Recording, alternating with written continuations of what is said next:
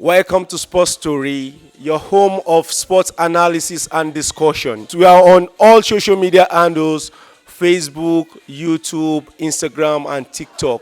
You can find us on Sports Story, SPORTSTORIY.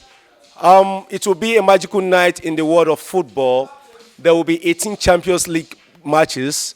All 18 will be played on the same day, kick off at the same time. All 18 will be from the final match day of the league phase. And guess what? It will all happen this Wednesday. Stay tuned. Welcome to Sports Story, your regular football analysis show. Here in the studio, I have Godwin Lehman, aka Chelsea fan. and Chinedin Dubisi, also known as Andy. so you are all welcome to this segment of this program. We would like to be discussing about the last phase of the UEFA Champions League, the last game. You know, since the introduction of these league phases of the UEFA Champions League that was introduced last year, we've seen something new in the world of football. Like what we have before was a kind of group stages that you play home and away. But this time around, you're playing 8 different teams. Your team will play 4 at home, 4 away. So a lot of teams are not used to this kind of play because it's happening for the first time. You know, you might be disadvantaged in some aspects, maybe getting tough opponents away from home, and you might also be fortunate to get easy games at home. So when we automatically 8 teams will qualify, while the 9th position to the 24th positions, that's 16 teams will play in the playoff. But if we look at the current standing in the league phase of the Champions League after game week 7, match 7, yes, apart from Arsenal, who has gone to win all their 7 matches, and Bayern Munich, who lost just 1. That's Arsenal are sitting on the first position with 21 points, and Bayern Munich are sitting second on 18 points. These are the 2 teams that have qualified automatically without waiting for the final day of the league phase of the Champions League. So when we look at the table, we found out that the margin between the 8th position and the 10, 11, 12 position is very minimal. So despite the fact that you are on the 8th position, those from the 5th, I think from the 4th to the 8th, is a must win for all of them, right? Yes, yes. So what can you say about the groupings this time around? Oh, okay. Evening once more. I wanted to say this phase of the Champions League is a one of a kind. Why I say it's one of a kind is that you see the big teams, the expected big teams, struggling to qualify for the top 4, for the top 8 rather, for the top 8. That's why I call it a very interesting kind of features this time around. And the big teams that you're expecting are going to be, more prolific or more profound, kind of just like I'm talking about Madrid, the likes of Madrid, the likes of Barcelona, Man City, and all of that. You find that in these features they are struggling to even qualify for the top 8. That is to tell you that this year's own is very interesting, and it's good. I can't wait. I can't wait to watch the end part of this tomorrow's game. You understand? I know it's going to be very exciting, and I can't wait to just watch this phase of the group stage. Okay, Mr. Ndubusi, if you look at the league phase, you see sitting 4th is Liverpool with 15 points. Though 3rd also is Real Madrid with 15 points. Tottenham Hotspurs are sitting 5th with 14 points. PSG 13th with sixth with 13 points, Newcastle 13 points, Chelsea 13 points. Then outside the top 8 is Barcelona with 13 points. Sporting CP 13 points, Man City 13 points, Atletico Madrid 13 points, Atlanta 13 points, Inter Milan 13 points, Juve 12 points, Dortmund 11, Galatasaray. So you see, these points are so close. So why is it so? Okay, thank you very much. To add to what he said, this is a really blockbuster game week 8. We are going to see the serious from the mediocres, actually. For me, I think I want to first give my kudos to Ateta. The regular Arsenal we know by this point, they are supposed to be within 10, 9, 8, trying to see how best they can manage to qualify. Last game week 7 saw some upsets. Bodo Glimt, they beat Manchester City. During the game, we also saw Atalanta. Atalanta is supposed to be currently at 5th position or even 4th.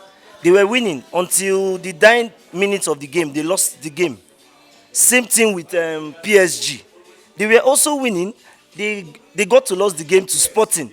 Now, if you look through that table, the only people I can categorically say they are safe, aside the 2 qualified teams, Arsenal and Bayern Munich, is only Real Madrid and Liverpool to some extent, because Liverpool is playing at home to a certain Karabakh that is very, very stubborn.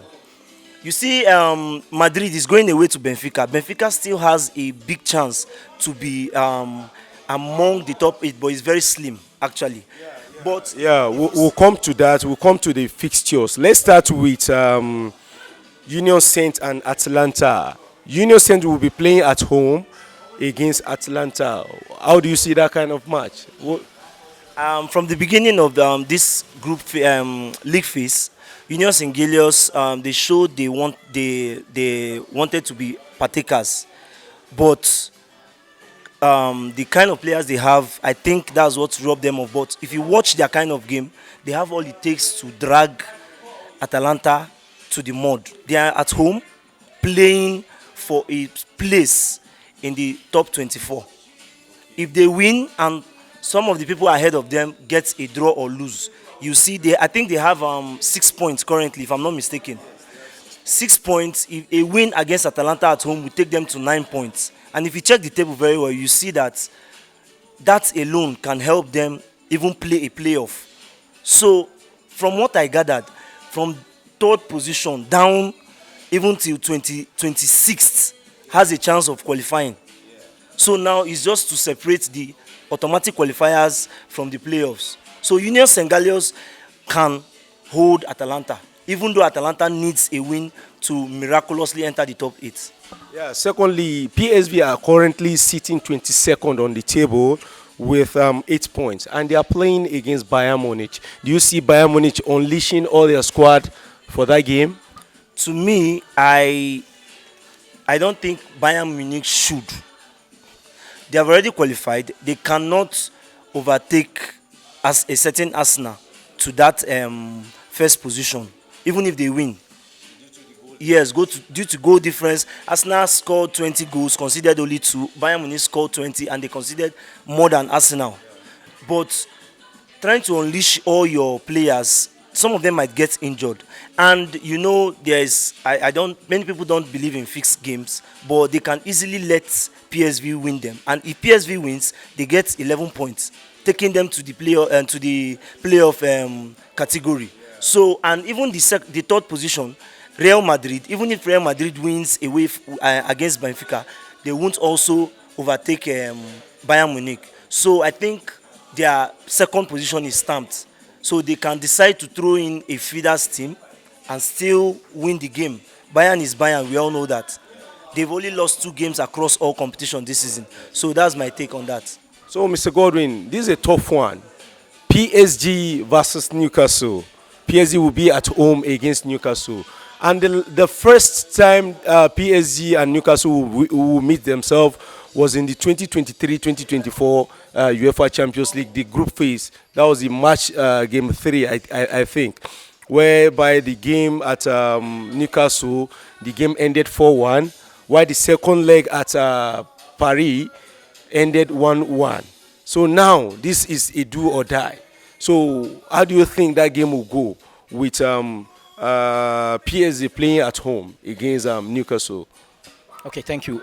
I feel the Newcastle PSV, PSV or PSG. Okay, it's PSG. Okay, Newcastle PSG. Enrique has a history. Now I want to talk about the coach. He has a history. Going back last season, I think he's one of the coach that has won it all in terms of trophy. So you can't take that away from him. And with what players did he do all those things? Just crops of players like that are not visually known.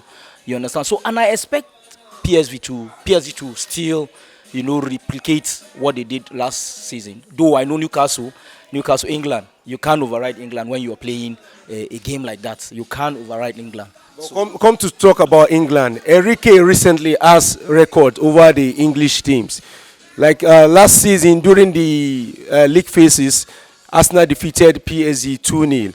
But PSG later went ahead and defeat Liverpool, Aston Villa, and met Arsenal again and defeated Arsenal both legs. So don't you see that coming to play, like the record Enrique has over English teams in the Champions League? Yeah, that might play along, in this phase of the futures.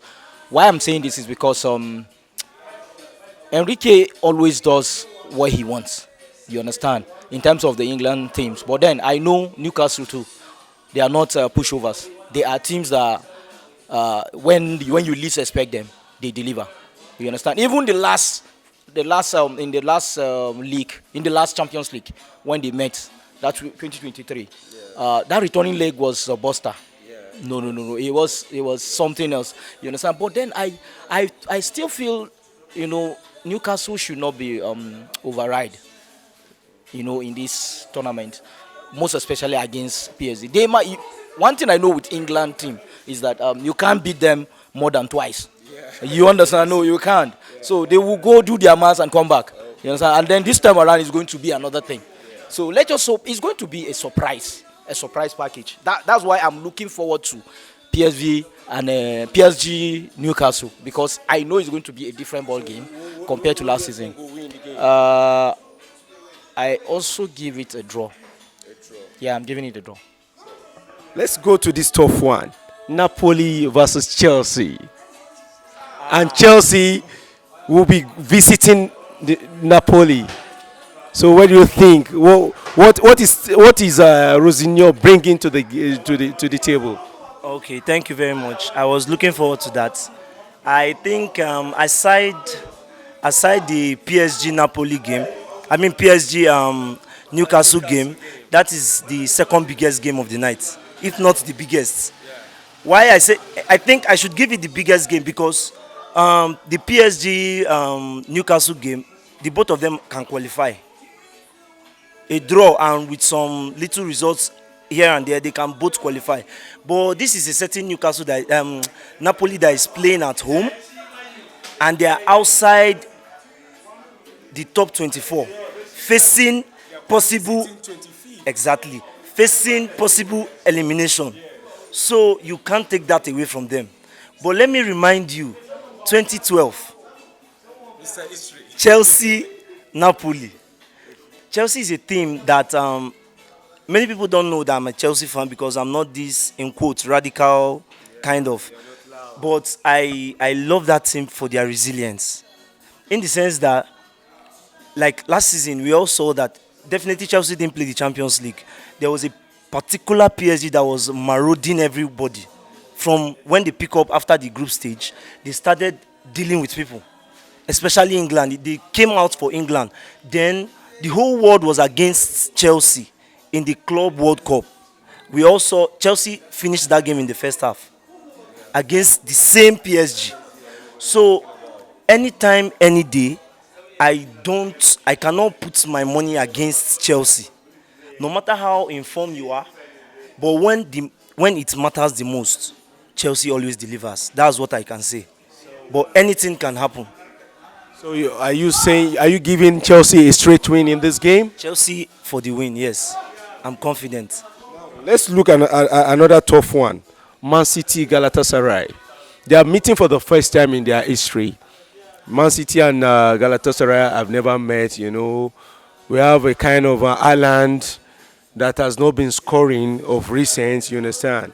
And we have the likes of Osimhen, that Osimhen, Icardi, that Galatasaray are also, and Sane, that Galatasaray are also banking on. So, what do you think? What should we expect in that game? Okay, for me, I expect a Man City win.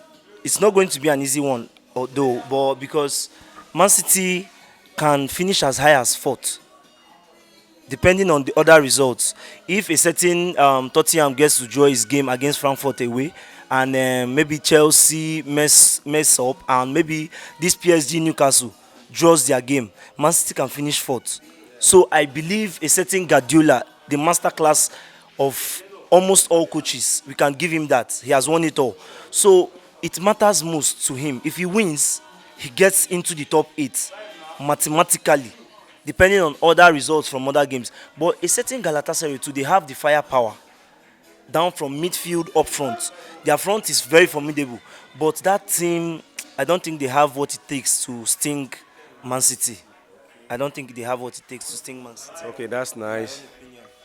Liverpool currently are struggling, especially in the Premier League. But we're seeing them in the top 8 of the Champions League. They are playing at home against Karabakh. So, will the game be that dicey, or it will be an easy win for Liverpool? Thank you.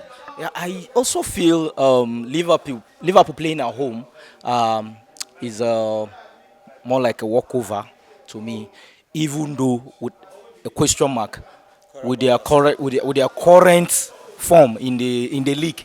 Although they are still doing fairly and in Champions League, you understand. So I expect Liverpool to edge up Karabakh, but not minding the Karabakh as well.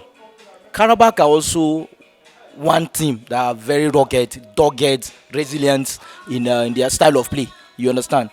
They are regardless of wherever environment they find themselves. They play you as if they are playing at home.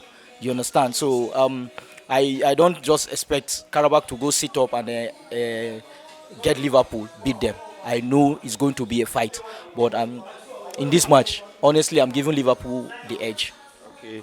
So now let's talk about Borussia Dortmund and Inter Milan.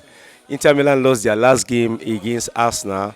Yeah, Inter Milan are currently sitting 14 with 12 points, and Dortmund are currently sitting 16 with 11 points. So what are you expecting? For me, it's going to be a goal scoring match. I think both teams are supposed to score in that game, but it's going to end in a draw. Even if Inter Milan wins, the likelihood of them getting to the top 8 is very slim. It's very slim. If they win, they have 12 points. Yes, they have 12 points. But if you check the number, 15. But if you check the number of teams currently on 13, the likelihood of those teams all messing up is very slim. So they are mathematically they have like 20% chance of making it to the top 8. But you see, but they will still want to give their best. yeah, definitely. But they are going away. They are going away to a German soil with the hostile per se environment of Dortmund. We know they are like the best fan base, followed by Liverpool. That is why, like, to add to him, Karabakh will not relent. But coming to Anfield in the Champions League night is not going to be easy. Liverpool have been messing up, but in the Champions League they've been doing well. They beat Marseille from away. They beat Real Madrid, and with all their messing up, they are still in the top 4. So do you understand? So Inter Milan too will not find it easy away at Dortmund. So if they perform very good, they are going to pick up a draw. On the table is sitting 26th on the table is Copenhagen, and Barcelona are sitting 9th on the table. the two of them faces themselves tomorrow. So what do you expect? I think in the match of in the fixtures of the 13th, I call them the 13th. They have the easiest fixture. To me, they have the easiest fixture because they are playing home to Copenhagen. Copenhagen is a Denmark team. They are not very stable. Even though in the beginning of the league phase they tried to pull up some um, magic here and there, but Barca, they are not stable actually. But they've learned how to outscore their opponents. Yes, they have learned how to outscore their opponent. That's what have been keeping them. If you check their goal for and their goal against, that's the goal difference. You see they score high number of goals, but they also concede. They concede lots of goal. But I think Barca will carry the day. It's an easy fixture. Aside Barca, had they been Copenhagen were to face like their mates, they were going to go easily into the top 24 teams and play a playoff. But Barca is not going to be an easy team. Will not be an easy team. So we have other games like Atletico Bilbao versus Sporting CP, Ayas, Olympiacos. Now, if you are to be Ateta, you are playing at home against Kairat. You've won 7 of your games, and this is the first time in Arsenal's history to win their first 7 games in the Champions in a row in the Champions League, and now they can make it 8 if they like. But you are playing Kairat, which is a kind of at the bottom. They are the last on the table. They have just 1 point. If you are to be Ateta, how will you approach that game? Having it in mind that you are playing Leeds over the weekend and you have a game with Chelsea, if you should be in Ateta's shoes, how will you approach the game against Kairat? Well, thank you. Well, I think this should not be a difficult whether selection or match for us now. It's a win-win, whichever selection we see in the futures for tomorrow. I think it's a win-win situation for us, for Arteta. But Arteta is somebody that is wants to keep reputation, so I expect him to get a result in tomorrow's match. Why? Because he's just coming from a defeat from a league let's say against Manchester United, so he will want to rectify some of those loopholes and again have his 100% record on in Champions League. Yes. So if you should be Arteta, you should focus more on the 100% record, or a kind of use that match to boost the morale of your players. Recently there have been criticism that the forwards have not been scoring, and a lot of people were like, "How did you get here? If you've not been scoring, your top scorer is on 5 goals." There have been a lot of criticism. So what can you say about the not scoring of Arsenal? Is it that because from my own observation, forget the fact that you see me on Arsenal jersey or I can be an Arsenal fan, but I believe that statistically, Arsenal has suffered against teams that played low blocks. And when you look at the statistics, most of the time teams that Arsenal played against, especially in the Premier League, are teams that approach them with low blocks. And when you're playing a low block, the passes could be vertical. You understand, but it will not be easy for you to penetrate. And I believe maybe that was why Arsenal now decided to invest most of their training on set pieces. You can see a lot of people are accusing Arsenal of being set piece FC, corner FC, this, that. They just want to win the game. But you won't blame them too much, because the moment the whistle just get blown, you see the teams they are playing against, everybody withdrawing back. Arsenal have played matches that even the opponent don't even have any shot on target, because they just want to sit at home and defend. So what do you see? What do you think is the cause from your own point of view?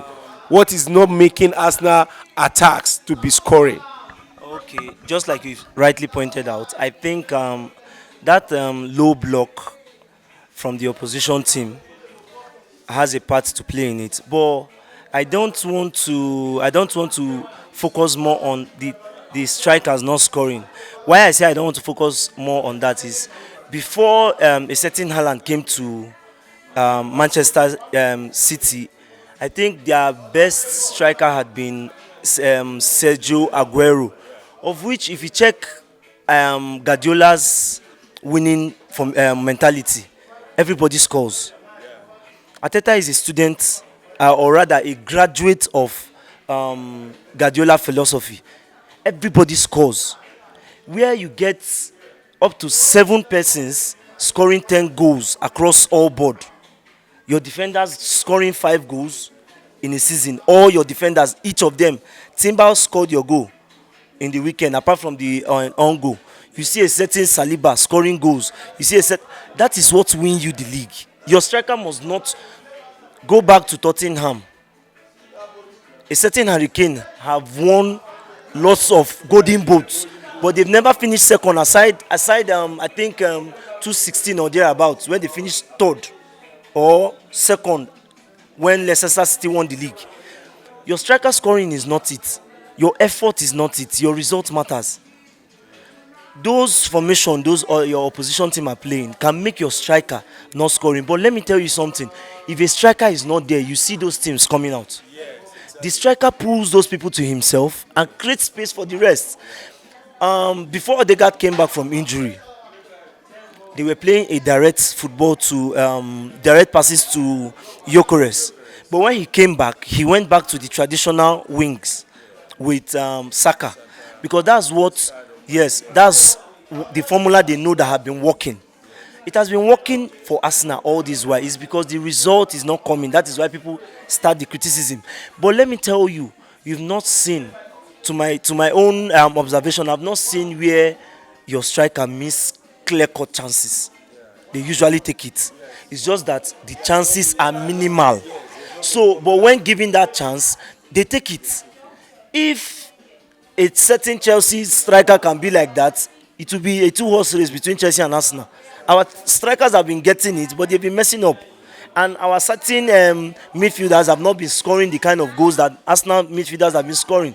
It's not the golden boot that matters. It's the trophy that matters. Because I could remember in the 2023-2024 season, the Arsenal came second. Arsenal scored 92 goals that season, and nobody scored up to 10 in the Premier League. Yes, I think thereabout. You understand? Finished what position? I think fifth or sixth that period. We didn't go to the Champions League, but we had a player in third position on the Golden Boot race. We have even some 12 goals. A certain Nicolas Jackson scored 11 goals, but where did he take us? Basically, it should be the team effort, a collective effort. Everybody should. Arsenal Football Club is what you can call a team. Everybody is functioning. Your brakes are functioning. Your accelerator is functioning. Not one place functioning and the other one is messing up. If that formula can give you your trophy, why not? Even if your defender getting 10 goals, let it come. But let the trophy be in the bag. So for me, Kairat is not important. Kairat's game is not important. The record is not important. But I believe Arsenal's third 11 can beat Kairat anytime, any day. Your focus should be on bouncing back in the league. From the start of December till date, no England team has had any rest except Manchester United. They are out once a week, and all the competition they are out. So this is a time your certain Saka, your certain Odegaard, your certain Raya should take a break. I was saying, Kairat game shouldn't be very important. Achieving the record is good. Achieving that record is actually good. But Kairat's game should not trump Leeds or a certain Chelsea. There is a possibility if you pose a strong lineup, a Kairat player might get your players injured. If they get injured, you might win your Leeds game, but you get minimal players to play Chelsea. And who says Chelsea cannot beat you at Emirates? We just saw Manchester United beat them at Emirates. So you have put the league phase in the bag. Leave that. For me, it should have started since Inter game. Inter game, just go there, get a draw, and come back. Nobody can take that position. They don't give a medal for first in the league phase. We saw Liverpool last season. They were first. They got knocked out by somebody that played the playoff, and they went home. They didn't pay them for. They didn't say you came first and we gave you semi trophy. So that 8/8 is good. Even Liverpool did it. They did 7. Then on the last day, they just put in few boys and lost the game. So that's what I think. So let's do our ranking now. Let's do our ranking in the Champions League Group C. Our first, yes, final ranking, first to 8, top 8. Number 1 is Arsenal. Secondly is Bayern. So what do you see coming third? Third will still be Real Madrid. I'm edging Man City. I will go for Real Madrid. To me, by my calculation, I don't think Man City can go as high as third. The highest I see them going is fifth, based on other results. But because 16 points is Real Madrid and I think Liverpool. 16, 15 points. So they can yes, they can easily get a draw and they will get extra distance. So I think Arsenal first, Bayern second, Madrid third, Liverpool fourth. Do you agree with Liverpool for for Fifth position is going to be tough, but I see I see PSG maintaining fifth. PSG fifth? What about you? But I see Chelsea maintaining fifth. Yes. I will go with PSG. I see Tottenham coming eighth. A draw is risky, but they can. Would you think will finish sixth? Sixth position, that is where Barcelona comes in. I know, but Atletico winning their game and the people in front of them is, if Chelsea wins, Atletico wins, Barcelona wins, Atletico cannot top any of those ones with their win. So they would have Is to it- be is it- 7-0. It's a must win for everybody. It's a must win for everybody, you know. What makes this final day most interesting is you have a certain sixth and seventh playing each other. That is where the game was thrown open. Sixth and seventh playing each other, one must drop. And there's a possibility that both of them can drop. Chelsea winning, Tottenham winning, Barcelona winning can take PSG and Napoli and Newcastle if they play a draw to 8 and 9. I mean 9 and 10. 9 and 10. That is how tough it is. And I know a lot of teams will be avoiding the playoff because the playoff is as if you are adding so much pressure, additional game. Additional game. Though from the business angle of it, the club owners they might want it because the playoff is a kind of home and away. Yes, You know, definitely. But to the me, sale of tickets. You know, to me as a team, yes, the ticket sales and so other. ticket sales. But to me, I think focusing on the tickets for just the playoff is like eating tomorrow's yam. In the sense that what makes you feel you can beat your opposition on the playoff, then thereby forfeiting an automatic place to play in the round of 16 and possibly quarterfinal, extra ticket sales, and getting knocked out of the playoff. Remember that. Remember that in every qualification there is a certain amount given. So, what makes you feel that the playoff gives you more money than the qualification to the next stage? I'm just trying to be business like, you know. No, Chelsea.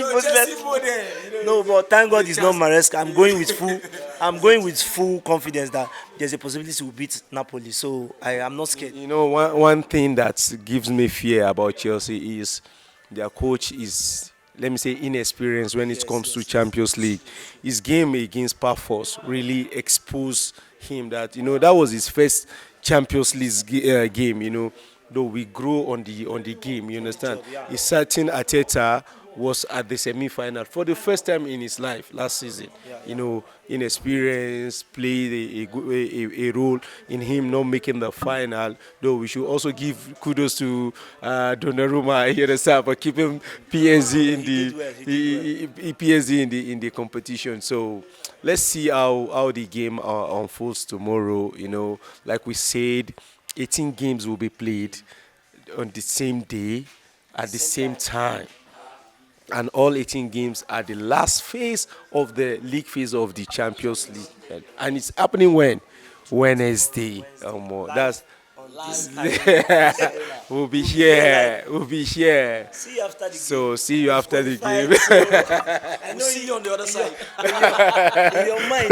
And let me tell you, there's a possibility that you will still meet um, somebody from your country in the round of 16, an English team. When it comes So to you can. England, Arsenal are not scared of anyone. Just The give it league the is game. different from the Champions League, Just my give brother. it. No, that's why Arsenal have been doing well in the Champions League. You Don't understand? worry. It's like Ateta saying, "No, I just hope you I don't go out like Liverpool. no, God forbid, God Because forbid." Man City might not qualify and they will knock you out. It's not possible, Do you understand? It's not possible, yeah. So we've come to the end of this interesting discussion and analysis. We talked about the UEFA Champions League, the last game of the league phase that will be happening on Wednesday with so many games. The game of the night will be Chelsea, Napoli, Newcastle. I can't wait to see. Yeah, I can't wait to see those games. It's still your channel, Sports Tori, SportsToriy. We are on Facebook, YouTube, Instagram, and TikTok. That's what you do for us. You should like, follow, share our posts, and subscribe on our YouTube channel. We promise to bring you more interesting, exciting analysis, segment editions, not just football, sports generally. But currently, we're talking about the Champions League football. So we'll see you same other time. Till tomorrow, man. Thank you.